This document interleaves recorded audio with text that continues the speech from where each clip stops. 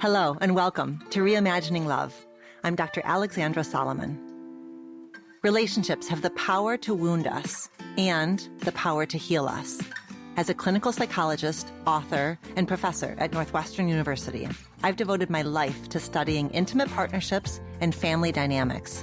On Reimagining Love, I'm here to translate complex clinical topics into tools and takeaways that you can use in your relationships today. If you're ready to develop relational self-awareness and create vibrant and loving relationships with the people who matter most to you, you've come to the right place. I'm so glad that you're here.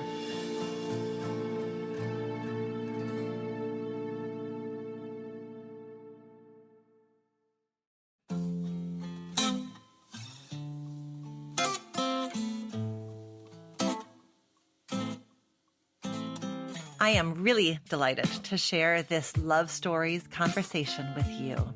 You know, in these Love Stories episodes, we shine a light on a real life relationship because there is so much for us to honor and learn when we have the gift and the pleasure of bearing witness to someone's story. So today, I will introduce you to Elise and Suz. Elise was a student in the Master's of Science in Marriage and Family Therapy program at the Family Institute at Northwestern University. And my podcast team and I were brainstorming couples that we'd like to feature in a Love Stories episode. And two of my team members, Sam and Megan, who were classmates with Elise, basically said at the very same time, you have to talk to Elise and Suz. The story of their relationship and of their wedding is so, so beautiful. Okay, so fast forward a little bit, and I hired Elise to be one of the teaching assistants for my undergraduate Marriage 101 course. I really enjoyed getting to know her in that context. And then when she graduated, I popped the question, so to speak, inviting Elise and her wife, Suz, to be Reimagining Love guests. And I am really glad that they said yes. And what's clear to me is that their yes was guided by their investment in elevating, centering, and celebrating queer love stories. And I hope that our conversation does just that. You're going to hear how they have had to struggle at times with the challenges of internalized homophobia, recognizing the ways in which it has limited, silenced, or constricted them.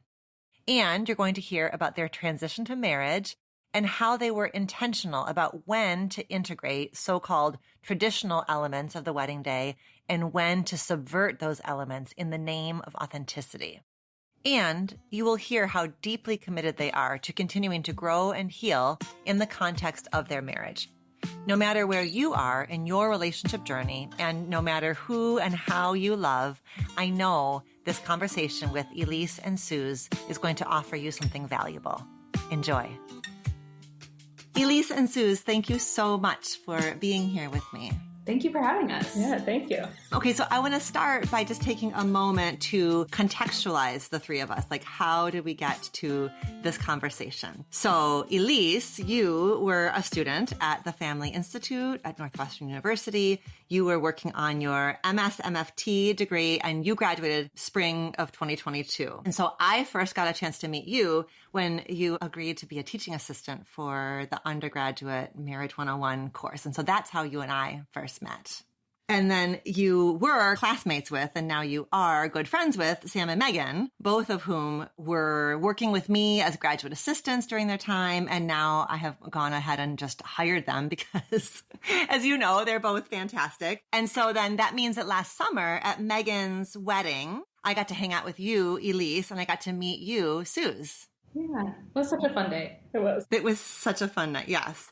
And so I have to admit that, you know, even though we were just hanging out and sipping wine at Navy Pier, I also had like a little bit of a hidden agenda as we were getting to know each other, because months and months ago at one of our team meetings, we were brainstorming like who would be wonderful to have on Reimagining Love to do a Love Stories episode with, where we sort of shine a spotlight on a couple's journey or an individual's journey or a family's journey. And as we were brainstorming, Sam and Megan, I feel like it was at the same moment, Sam and Megan were like, Elise and Suz, you have to get Elise and Suz onto the show.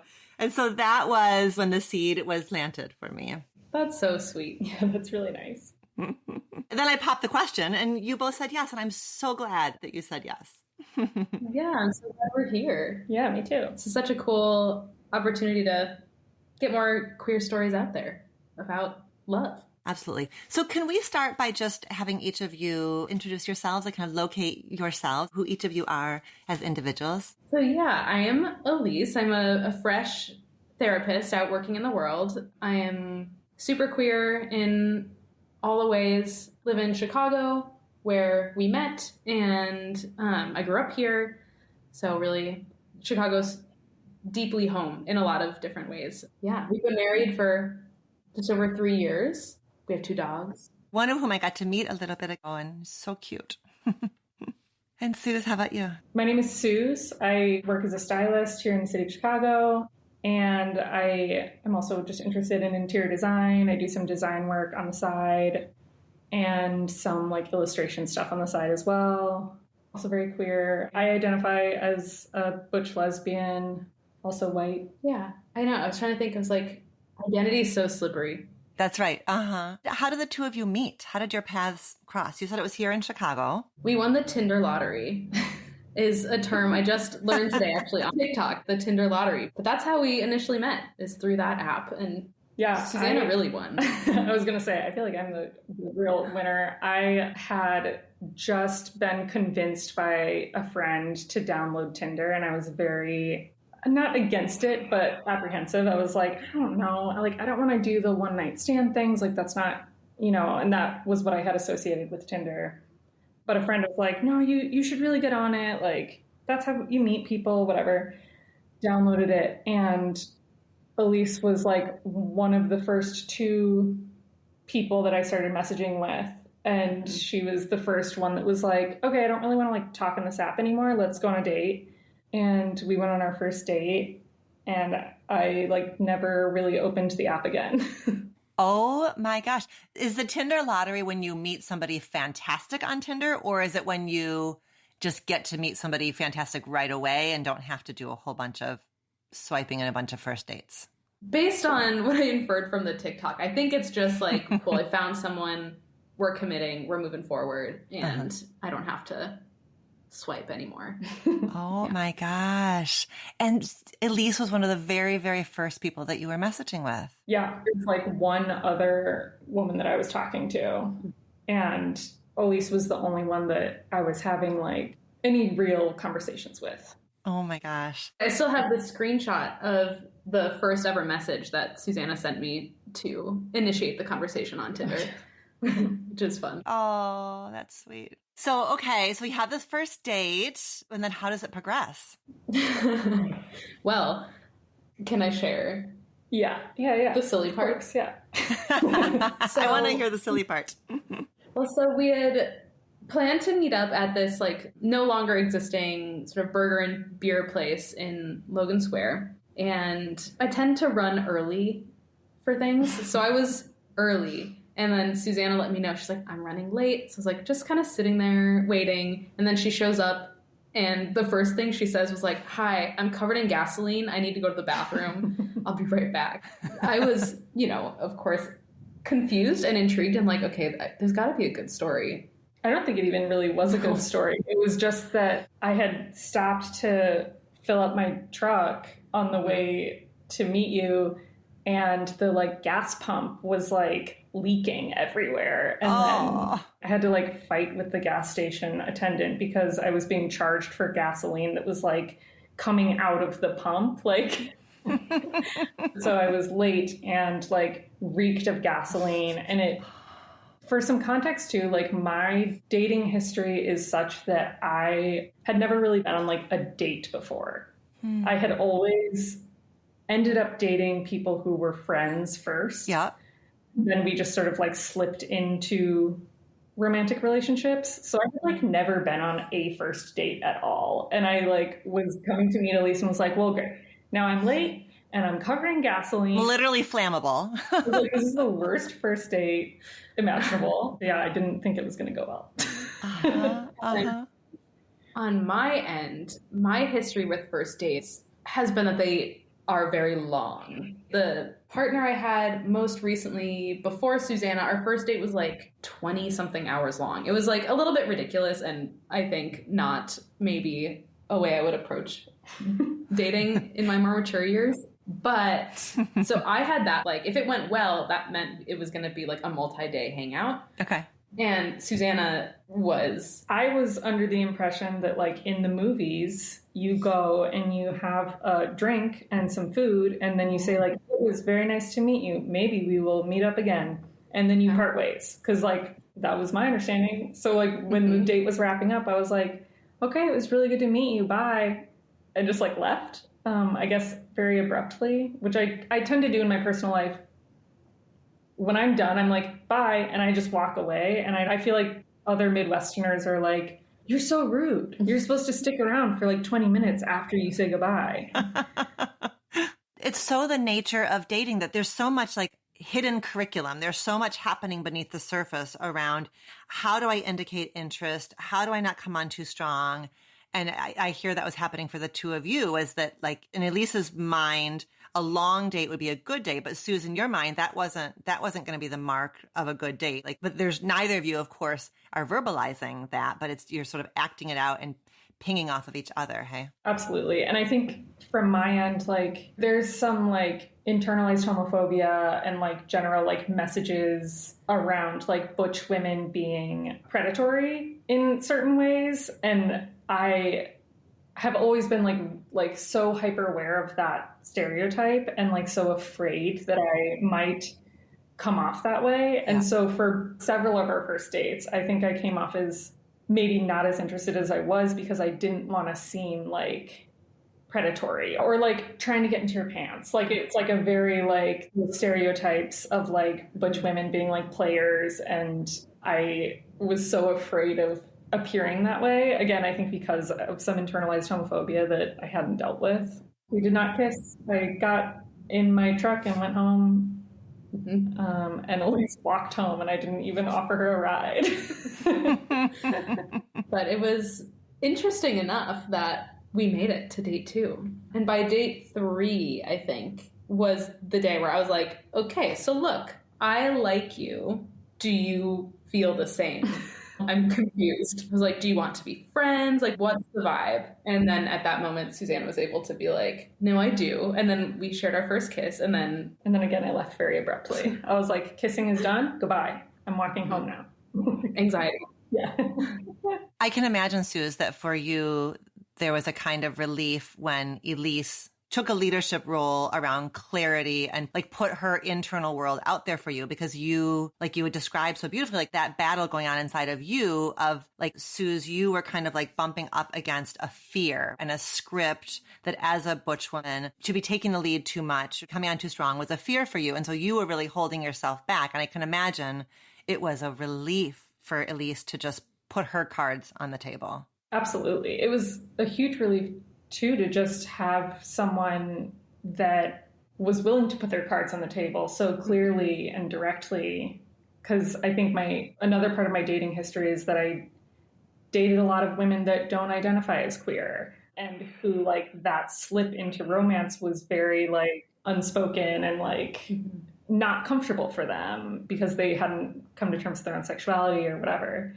So to have a partner who was able to just like be super upfront with their feelings and just tell me exactly how they felt was like absolutely mind-boggling to me and really incredible. Elise, do you remember how you felt as you got ready to tell Susanna how you were feeling? We were outside of Skylark, which is a bar in Pilsen. And we were standing outside and we just had like this incredible conversation for a couple hours. And I was like, I think I'm catching a vibe here. Like, I think I understand what's going on, but I'm not positive. And I don't want to assume anything. I think maybe from a similar place of not wanting to just like take an action that might, cross a boundary or like be outside of a consent framework. So I think, I don't identify as butch, but I do have a similar internalized, concern about this idea of being predatory that I think comes from like middle school locker room culture. And so there's like a couple ways of managing that. One being like to take a really backseat and really like slow and steady. Another to just be like, this is where I am. can I check that against like where you are? So I think that's where I was coming from, was like, I want to see if I'm reading the room correctly. And if I'm not, that's cool. But I just want to know, so I know how to calibrate the way I'm approaching everything. It sounds, I mean, no surprise, you are a very excellently trained clinician. It sounds like you found a very relational way to put it out there, like where it really was the description of your internal world without expectation of what Suz was going to do with it or not do with it. But it was really relational. It was like, here's a little like window inside of me. I think that's, yeah, very true. Okay, so then you're getting serious. As your relationship is deepening and developing, at some point, marriage is sort of in the realm of the possible, right? Could you talk a little bit about like how you began to approach that? And then I really do want to hear a bit more about like why marriage, like of all the kind of relationship formations, what was that kind of wrestling? But there, I know we're like going very quickly from first kiss to like marriage on the horizon, but like kind of fill in that deepening of commitment and how you started to envision and negotiate your next steps. I remember you moving in, like your lease was up and the conversation was like, well, we are already pretty serious and spend almost every night together. Does it make sense for you to go spend money somewhere else when I have this like really great cheap one bedroom that if we split it would be like really cheap? And I think it was pretty much like a no-brainer that it was like, okay, let's move in together. I think it's super important to live with someone before you even consider marriage. Personally, I think that living with someone is the thing you do most when you are married to them. So like you should know that you like doing it. So yeah, we moved in together and definitely like talked about our future together. Talked about ways that we envisioned our future in a very like fantasy, like, oh my gosh, if someday we have like all the money in the world, we're gonna, you know, do XYZ, or if we're lucky enough to have this opportunity, like we can do this or that. Yeah, then we started co-parenting a dog very early also, which I think also helped move things along quickly. Like shared responsibility of another living thing felt like a big part of it. And we started talking about getting married, I think, like relatively quickly. Yes. You know, we were actually talking about all this last night and like how differently we might approach it or conceptualize the idea of marriage or when to go about it if we were older, or just like from the perspectives we have now, how would we have gone about it? But like at the time, I think there was a lot of excitement and like just momentum moving forward and feeling like, let's get some commitment in here. Yeah. Yeah. I say that jokingly. It was there, but then like, okay, so I just want to put a spotlight on a point that each of you made in your responses. Suz, I had never thought of it that way, but I love how you said it makes sense to me to live with somebody before you marry them, because living together is the thing that you do most in a marriage. You're right. Like if you do like a pie chart of marriage, it's a little bit, you know, like there's the sex, there's the travel, there's the money, but there's just a lot of domesticity. Like there's just a lot of building and nurturing and tending to a space. So I love that very logical, very pragmatic take on like, why wouldn't you live together? Because it's what you're going to be doing a ton of. And then Elise, I love what you were saying about like a wedding is a snapshot. It's a photograph. It's like a stamp in time. And Todd and I have been married for 24 plus years. And we talk about like a few times over the years, we've talked about like, what would the wedding look like today? And it's not the wedding. The wedding that happened on August 29th, 1998 was the wedding that reflected who each of the two of us were, what our family systems were, who we were as individuals, as a couple, but it's not the wedding we would have had even 5 years later. So I love that there's like so much permission and compassion for that idea that you hit a particular milestone at a particular time in your individual development and your relationship development. And therefore that transition looks the way the two of you look at that time, but it's not how you keep looking a few years later or a decade later. How did each of your like upbringings and your sense of yourselves in your communities, how did that shape what you wanted around the transition to marriage? Like how, like sort of like self in community, like how did the wedding and the transition to marriage kind of emerge from those identities and those relationships and those contexts? I come from divorced parents. My parents got divorced when I was in high school, and it was a pretty like awful experience. It was a messy divorce that I think really like haunted my family for years. So that was, one model of a relationship that I had that was a negative one.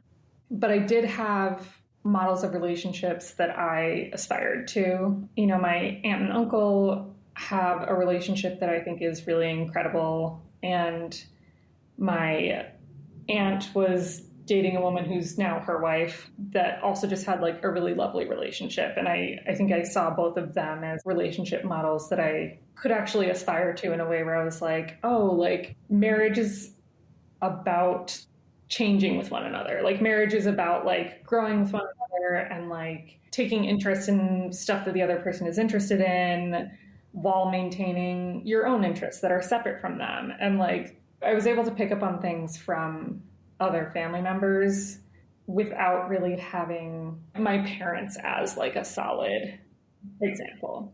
Being a queer person that grew up in the time period that I did where marriage equality was the forefront of so many conversations around like gay rights, I think that the idea of getting married felt like getting married as queer people and doing it at a younger age while feeling kind of reckless looking back on it, like it also felt like a very radical act. That getting married as queer people can be radical if you choose to approach it that way. Yeah.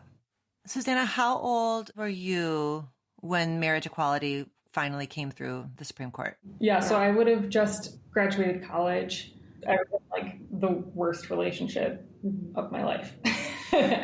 Was having a rough time, but was also developing a better sense of self around my own queerness around that time. And I don't think I expected the news to feel as poignant as it did. Like when I heard the news, you knew that it was kind of coming. But when I finally heard about it, it was like I didn't expect to cry about it, but I definitely did. Mm-hmm. In college, I can imagine there was like so much consolidation of your identity and like claiming of your identity and all those kind of college conversations that are so real and so urgent. And so this milestone hits like as you are transitioning out of college, and it is so political and it's so personal at the very, very same time. It's so interesting. I'm just remembering as you were talking about that, because I was thinking, like, what was I doing? Are you the same age? Suz is a year and a half older than I am. So I'll be 29 next week. And Suz is 6 months ago. It was just your half birthday. Yeah. I'm 30. A fresh 30. Oh my gosh. You know what Oprah says? Oprah says she fully became a woman when she was 30. She wasn't even totally in her full self until she was 30. So you're just hitting your stride. I fully believe that. Yeah, I do too. But remembering now, like 2014, 2015, that time period was just like, I had so much going on in my life at that time and was managing a lot of other stressors that I just don't even think it processed for me until much later. But I do remember Prop 8 stuff going on in California, and that is kind of how I ended up coming out to my family. Because I remember I was like in maybe freshman or sophomore year of high school, I was at the dermatologist's office with my mom, and there was news on about Prop 8. And I was talking about it, and my mom was like, is there any reason you're so invested in everything going on with Prop 8? And it caught me very off guard and was like, yeah. So I came out to my mom in the dermatologist's office while waiting for the doctor to come in. Sure. My gosh. Oh. But yeah, that's a little bit of a tangent, but it was just those larger political moments do, I think, leave an imprint on. Yeah. Elise, did that feel empathic for your mom to kind of like connect those? Like, did it feel like she was connecting those dots on your behalf, or did it feel like it was more of a disjointed and kind of fragmented way for it to happen? That's a good question. I don't know. I think it was like at that point I knew already. Like I was out to myself and I was out to some friends-ish, but I was out at the time I was like, I think I'm bisexual. I was like, I know I'm having confusing feelings and I know I'm not straight at this point, but I don't know what that means fully. And so when my mom asked me and it caught me off guard, I was like, well, I want to be honest, and also didn't feel like I had a ton of language or ways to talk about it. On the one hand, it was like nice that she was attuned to it and kind of like picked up on something and was able to name it and welcome the conversation. And also, I think I don't know, just part of being a queer kid in general, and at least at the time, was like there's a certain like teacher role that you end up taking on that I don't know that I was fully prepared for. I didn't know what was going on for myself even, let alone trying to explain it to my parents. Yeah. And at the very least, I wonder if your mama in hindsight might be like, the question was valid, but maybe not the doctor's office. That it just, yeah. But that becomes your story then, right? That is your story. It was absolutely memorable. Yeah. Yeah, I'll never forget it. Yeah. Before I hear more, Elise, about that, Suz, when were you out to yourself and to the people around you? I was definitely out to myself at a fairly young age. I mentioned earlier that I have an aunt who's a lesbian, and she came out later in life. And I remember when my mom sat us down and told us that her sister, was getting a divorce from her husband and that she was a lesbian and that she was going to pursue that. And I really distinctly remember going up to my room that night and being like, oh, that's an option, 1. 2, no one's mad at my aunt. Everyone loves my aunt. And I was raised in a somewhat religious household. And the third point for me was like, and of course, God still loves my aunt because she's the same incredible person she's always been. Like nothing changed. And that really sort of like opened a world of possibilities for me. I came out publicly when I was like 15 and had some pushback from my mom specifically. But for the most part, it was like I think I had a very easy experience as a young queer person, considering the circumstances of like, I was the only out lesbian at my high school, in a like white Republican suburb, and all things considered, it was like, I had a pretty easy time of it, with the exception of like a few snags. Casual locker room brawl. Yeah, it's always the locker room. Oh my gosh. Oh. Elise, for you, we were talking about some of Susanna's context around models of marriage and having like this kind of contrast of the pain of her parents' divorce, but then being able to kind of pull from her aunt and uncle and her aunts. How about for you? Like, what were the contexts that shaped your relationship with marriage? This is a point where Suz and I like diverge a little bit. I think Suz had a much clearer vision about what marriage meant and what she was hoping for and what she was envisioning and philosophies around it. I think I maybe took on a little bit more of the reckless role, and I was less thoughtful about like the broader implications of what getting married meant. I think in my head, I was like, and it feels like a little shitty to say in hindsight, and like we've had some challenging conversations around it, but I think, a big motivator for me was health insurance. And I was like, this is like a legal thing. This is like ensures that we both have health care. And there was sort of like a more logistical strategy to it for me than thinking about it in terms of like marriage is important to me because of what it symbolizes or anything like that. And this is part of what we were discussing last night, is I think like marriage doesn't feel as radical to me from a queer perspective. I feel sometimes there are ways that like we got marriage equality and then some other conversations have kind of fallen away. And I think I struggle with it feeling like for a lot of people, it was the end all be all. They got their rights and stopped fighting for the people who are in the community who have less privilege and who maybe still can't get married because of disability status and calculus they have to, or folks who are trans. And like, not that there's legal barriers, but I think there are more complications around what state you're in and risk around like gender markers and legal documents. It just it gets murkier. And I think for two people who are at least cis-ish, that kind of calculus wasn't a part of it. And we both had families who were accepting, and it was sort of like, it felt more like a step into broader social acceptance than doing something countercultural, if that makes sense. Yep. Suz, when you say that to you marriage does feel radical, in what ways? Part of it is that there's all of these, at least in the States, there's all of these like legal benefits to signing that paperwork, right? And when you sign that paperwork, as like in the cis hetero world, there can be all of these implications about like who does what in the household, or like how a marriage functions because you're married now. Like suddenly your relationships with other people are supposed to change, or, I think that in general, queer people are really great at like taking the norm and just like twisting it a little bit and like reforming it in a way that is more inclusive and that is actually healthier and makes more sense. And I think a part of me feels like if queer people aren't going to do that, then like, I don't know, then I don't know that it would happen with the same strength, because it's just harder to break out of like a cis heteronormative set of lifestyles. Whereas like, as difficult as it is to be a queer person in the world, and this is coming totally from a place of like, I love the term cis-ish. That's great. Cis presenting privilege, but coming out as queer and being surrounded by queer people in so many ways is freeing. It frees your mind from all of these boxes that like the heteronormative world is trapped in, and to have like the freedom of viewing the world that way, and then get to take the legal benefits of marriage and also like shift what the idea of a lifelong partnership means is just really cool to me.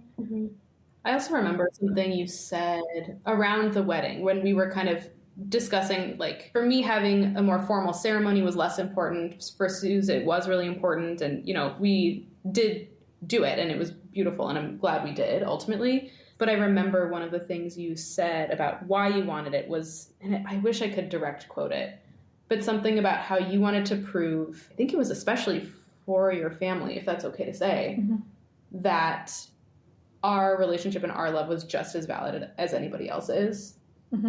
And sort of like doing a ceremony and tradition was a way of really highlighting that. I don't know. I don't know if that's still something you feel or if you remember saying that, or... I do think I remember that being a part of it for me. And I think part of it too is just the reciting of vows, the writing of vows, the like public declaration of love as two queer people feels radical, because in a different time period, like we would be, not just not possible, but we would be at risk of every severe consequence we could even name. So to be able to do it in front of people safely and proudly does feel radical to me. There's a dialectic of it. Like there's a way in which it is both radical. In some ways, you are stepping into this frame that has been, I mean, marriage of any institutional frame is so well defined. It has been so paired with heterosexuality, heteronormativity for so long that it makes sense that it is both stepping into a frame while at the same time subverting and expanding the frame. As Elise was explaining it, I was like, oh no, I get what Elise is saying. And then as Suz is explaining, I was like, no, it is radical. Like it does feel like it's both of those at the very same time.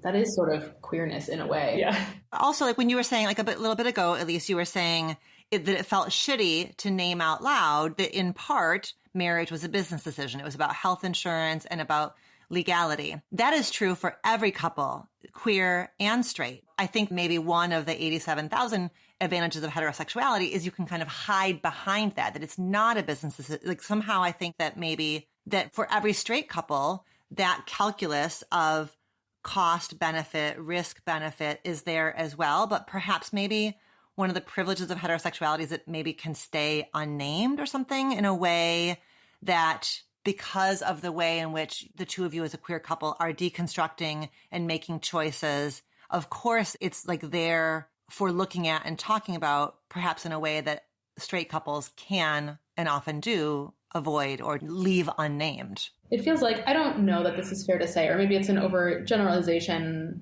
but in some ways, it feels like for heterosexual couples, like marriage as the contract, as the legal, you know, that stuff that's happening behind the scenes is more of an opt-out situation. Like, I think heterosexual couples who get to the age and stage of the relationship where marriage is sort of based on the relationship escalator, the next step, I think it takes more like social maneuvering to opt out of marriage, to opt out of doing that expected social thing. Versus for us, for queer folks, there's more of an opting into it, of being like, we are choosing this path because it's right for us for whatever reasons. But there's more deliberation in stepping in versus maybe for heterosexual people stepping out. If that makes sense. Yes, it makes total sense. And like I can like feel the little puzzle pieces in my brain like syncing up. Like it just, it makes so much sense. It like resonates so deeply. Like we were saying, the traditions around a wedding day are so gendered, right? Literally down to like at least here in the West, like his black tuxedo, her white dress, like it's so scripted. it's so highly ritualized and so heteronormative. So I would love to hear, like, what were the ways in which the two of you, how did you wrestle with traditional elements, subverting elements? Like, how did you kind of build a day that would feel just right for the two of you? I feel like one thing we did early on was we set fairly clear boundaries with our family members around, like, we are planning this wedding. Like, we are going to make this day what we want. And I don't think we were this frank about it at the time, but like, sort of like, you kind of don't get a say in what traditions we do or don't do. Mm-hmm. We're choosing our path. And so I think protecting that space around us to make decisions freely really helped, at least early on. And then finding an officiant felt very personal. And we ended up asking our good friend Will to officiate our wedding. He was just like, both of us immediately were like, oh, Will should do it. He's like a writer, he's a performer, he's just like a wildly compassionate, optimistic person. Aww. He did an incredible job, and it was so great to work with someone that not only knew us, but also was so respectful of, like, we're just throwing the whole, like, script that officiants are supposed to use. Like, we're throwing it out the window. We're not using that ceremony because it is so gendered. And so framed around, like, ownership and, like, some of those more, like, loyalty. And, like, another thing that comes to mind is that we both hated the word bride. It's just us. Yeah. I don't know. Yeah, we both were like, that word just doesn't feel right. We don't want to use it. I think another moment that felt really special to me was the way we worked out the whole, like, walking down the aisle thing, where we didn't love the idea of, like, either one of us, like, getting given away in, like, the sort of more traditional, nor did we feel like we wanted just one of us to be waiting at the end of the aisle, and one of us to be, like, sort of the prime spectacle of, like, everyone turn and look at the big gown and you know, or small gown, whatever. So the way we, you know, I walked down with my parents, you walked with your mom, and we kind of met all together all at once at the top of the aisle, and then sort of as, like, a blending of families moment. And then we walked down together, followed by our families. That's beautiful. So we liked the idea of feeling like we're approaching this decision, like, together, as opposed to, like, being given away or being, like, brought to the decision. It was like, you know, we're going, like, hand in hand and walking into this choice together. Yeah. Okay, can we just talk about what you each wore, please? Like, I'm, like, filling in the picture inside of my brain. So I need to know, what are you, I'm imagining you walking down the aisle, but what are you wearing, please? I feel like mine's easier. Yeah, go for it. I wore a custom suit that I really loved. I got it made by Bindle and Keep, which is a great company in New York that is owned by a queer person, and, like, they make suits just based on what you want the suit to look like. It had, like, your gender is irrelevant, and they're just super high quality suits. It was, like, a total dream. I knew I wanted to wear a suit. I do think, like, another thing that we talked about, like, things we would do differently, I probably would do something more fun. It was just, like, you know, a gray suit. Like, I had a little bolo tie, but... Excitement out of the question. But I think the outfit part is one of the biggest sticking points for me around the wedding. Oh, and okay. I did wear a more traditional white dress. And I think, like, I bought the dress, the first one that I tried on, that was, like, in the realm of what I thought I wanted. You know, it's one of those things where, like, you buy your dress so far in advance, and then there's the alterations, and then you're kind of talking about commitment, but there's sort of like a financial commitment to this outfit. Relatively soon after, I was like, you know, I don't know if that was the right choice for me. It was pretty immediate. You didn't know if it was the right choice. Yeah. Didn't really know. I think there was a lot I was still figuring out about myself, and didn't really know what I did want. So I didn't even know how to be like, well, this isn't right, but this is what I want. So I just kind of stuck with it and went with it, and just didn't feel fully myself in terms of how I presented. And I think that was an area where some of the larger cultural norms kind of got to me in this insidious way that I didn't recognize until afterwards, where I felt kind of stuck in this one option, didn't know how to get out of it, and didn't have the language or self-awareness to ask for help to get out of it. So I think that's a hard piece for me. Yeah, I can hear it even still, right? Like, where, of course, a thing that I want, and know Suz wants, is for you to just hold a ton of compassion, right? For the Elise who made the best decision at that time. And what you have to reckon with is something that was never yours, which is like all the cultural expectations that were heaped on you, right? So you were like swimming through expectations that were given to you that you never chose for yourself. And so you got as far as you could get to make the wedding day that you made, but you didn't get to where you would have gotten to if the two of you were getting married right now. There were so many things about the wedding that were really beautiful and that I loved and were really thoughtful details. And then when we go back and look at photos, it's like you don't really see those pieces. The photos are all so centered on us, which is like, of course they are. And also, it's like the outfit is such a central thing. And so it just kind of sucks that like this piece of the day that didn't quite fit is what's represented in every single photo for the most part. And so it's hard to kind of get away from that piece of regret. That part feels tricky. It's like a bummer. It's a bummer, and it is such a reflection. The wedding industrial complex is a huge, gnarly machine. So it makes sense how it happened, and it is a bummer. So, okay, so what were your favorite details that really are the ones that maybe the photographs don't show, but you know darn well that they were there and they happened? Like, what are some of those favorite ones for you? I mean, this one I don't even think could have been photographed if we wanted it to. But we had initially wanted our ceremony to be outside, and then there was rain, which happens. So we ended up moved inside for our ceremony, and I think that ended up being really beautiful. And a comment that we got afterwards from a friend of ours who mostly Susanna knew from a previous field that she worked in, but he came up to us and was like, just so thoughtful. He was like, I know that you probably wanted this to be outside today, but I just want you to know that you really filled the room with emotion and love. Like, your vows were so powerful, and I don't think the room would have experienced it the same way if you were outside, because we were all kind of in this like small space. And so just that feeling is something that is really special and that I like to hold on to, of just like how cool and amazing and beautiful that we got to share that moment in time with a lot of people that we love, and they got to really feel that from us and sort of take a piece of our connection away with them. Mm-hmm.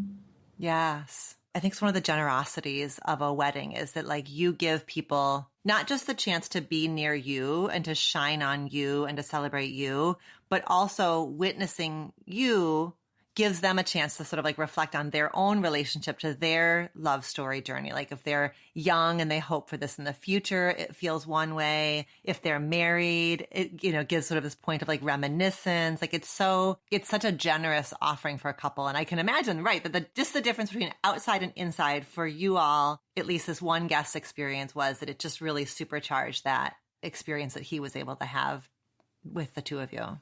There was another, during our ceremony, one thing, I was more of a practicing artist at the time and was using cyanotype a lot, which is like an alternative photographic process that captures light. And so part of our ceremony was that I had a loose flower in my bouquet, and Susanna had some loose foliage in her boutonniere. And so we made a cyanotype that captured the sunlight during the moments of our ceremony, which also just feels like a representation of that emotion that guest fed back to us, which was like, yeah. So we got a lot captured in this little time that was really special.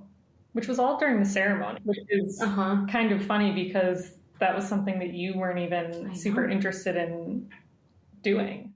Oh, I love it. I mean, I've never heard of a couple like making art as part of the ceremony. Beautiful. Well, how about for you? What was favorite choices for you that the two of you made for the day? So neither of us are big dancers. We were not interested in like doing a first dance. Elise did not want to do the like daddy-daughter dance, but we did want to honor Elise's dad, who's just an incredible man and has been like a great father to Elise, obviously, but also a great father to me. And he is a musician. And so he didn't want to give a speech, but we asked him to instead write a song. And at this point, the sun came out, and so we were able to do our speeches outside, which was really beautiful. And he just brought out his guitar and had like a mic stand and played this really beautiful song that he wrote just out of thin air that I think also really impacted a lot of our guests. And like, it's one of the things that people talk about when we talk to people about our wedding. Like, it's one of the things that people seem to remember the most is like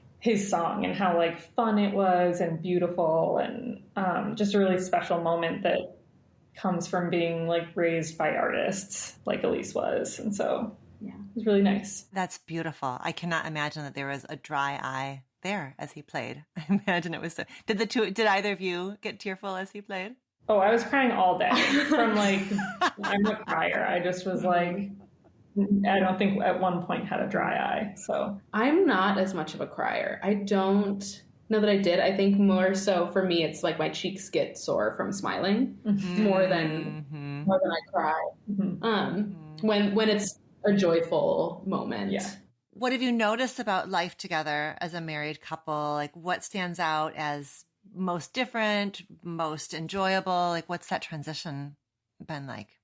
Yeah, I mean, I think we kind of lucked out with our timing being pre-pandemic, but I think then going through the pandemic together and then me doing grad school, it was like we really like kind of went through the ringer in a lot of ways. Now that I'm finished with school and we have just, there's more breathing room in life in general, we have been doing a lot of like reconnecting, and I think trying to get to know each other in our new forms post, like, I think during the pandemic, just being together all the time was easy to forget to remember to get to know each other, if that makes sense. Like, I think we each grew a lot in different ways and came into our own in different ways. And I think that's been a big thing. And like reflecting back on our wedding and the circumstances around it and how we made the decisions, and has actually been a really helpful tool, I think, like getting ready for this conversation, for thinking about our growth and who we are now and what outfits we would wear instead. And like, yeah, just like all the things that we would do differently because of how we've grown. It's so true. My gosh, you went from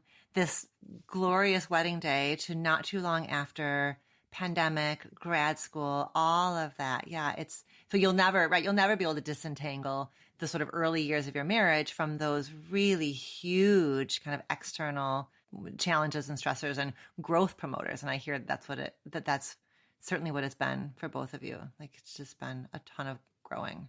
I think a lot of growth, a lot of change. I mean, we both changed career paths in ways that changed us, like deeply. I mean, Elise's obviously more so. I think the Family Institute program is an intense one. And like everyone that I know that's gone through it are all incredible people who have went through 2 years of growth that seemed to be more like 10 years. Like it was like 10 years of growth packed into 2. And like, yeah, a lot of changing and loving each other as we change. And I think it's more than just accepting the way that your partners change. It's like, you need to like love the ways that your partner change, like assuming that they're doing it for their own good, like assuming the changes are growth. What would you want to like whisper in the ear of a young queer couple who's contemplating marriage? Like, what would you want them to know or remember or hold on to? I think I would urge younger queer folks specifically that are looking to get married just to really make it your own. And I mean that in reference to the wedding, but I also mean it in reference to the marriage. Like make it your own. You've already thrown the rule book out the window for like this society. And I would urge them not to like go back to the rule book, basically. Make your own rules, and those rules can be flexible. You know, I think growth is, of course, constant, and hopefully people are growing throughout their lives. And also I think your 20s is like a major catalyst for change and really figuring out how you want to be an adult in the world and how you want to give back and how you want to occupy space and time for the next several decades of your life. And so to anticipate change and welcome it rather than being afraid of it, because I think it's going to happen one way or the other. And the more you shy away from it, the harder it's going to be, I think. I love that. Yeah. Susanna, when you're talking about throwing out the rule book, I don't hear you saying that as like for the sake of being rebellious but just really for the sake of health, right? Of health and liberation and authenticity, that it really isn't like a pushing against for the sake of pushing against, but really because the rulebook doesn't serve straight couples very well. And I think the sort of traditional, narrow, rigid, role-bound experiences of intimate partnership just don't hold up. They can't do what Elise is saying. They can't grow and flex with time. So it really is about not just being rebellious for the sake of it, but really for your health, right? Individually and collectively. And for our collective liberation and health. I was imagining also, like, what would high school Susanna and high school Elise, like, what would those young versions of each of you say about this life that the two of you are living now? If they could see, if those little girls could see you now. Gosh, I have no idea. I mean, I think I'd be mind blown a little bit, because I think high school was very anti-establishment. Like, I'm never getting married. I will never do all of these typical, in quotes, things that people do. And so I think I would be surprised that I did get as young as I did. And I think, if young me as that young person got to see an extended clip, I think I'd be pretty stoked. Excited. But I think if I just read a small excerpt of, like, you're married and have 2 dogs and, like, are a career person, I'd be like, excuse me? What? What does that mean? I love that. Right. Young Elise would have to watch an extended clip to see all of the ways in which you actually are living really authentically and deeply and richly. On your own terms. I feel similarly. I think I would be shocked and surprised to see how comfortable I am. Meaning, like, that I have a loving partner in, like, a relationship that's not filled with conflict, and I live in a beautiful home that I have decorated and love, and I have close friends. I had a pretty tumultuous adolescence, and I think that, there was, like, a period where I thought I was going to join the military. Like, there was a period where I just was kind of scared for my future, and didn't see stability as a part of my future. And now I feel like my life is almost so stable that it's like, it's shocking to me even now. Right. This teenage you would have a hard time lining up the contrast of how unstable you felt at that time and how uncertain you felt at that time and how stable and steady and comfortable you feel at this time. That juxtaposition would feel jarring. I also think that teenage me would think that Elise is very cool. She would approve. Yeah. Likewise, honestly. Yeah. She would agree that you won the Tinder lottery. Yes, yeah.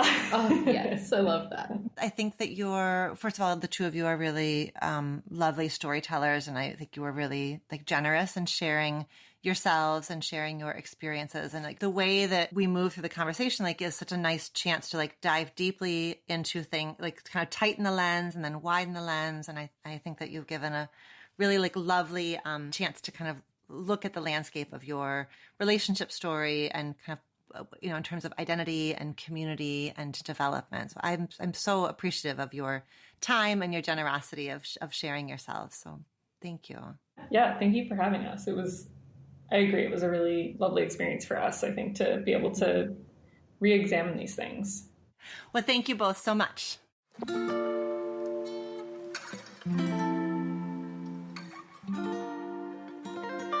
Thank you to Elise and Suz for sharing your story with me and with us. I appreciate and admire your keen insights, your honesty, and your vulnerability.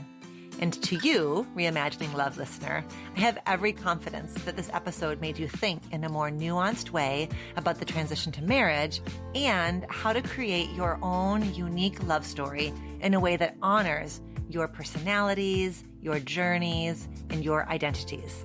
Until next time, be well.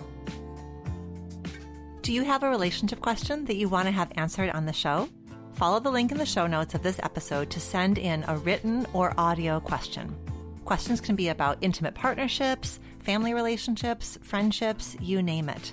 I can't wait to hear from you.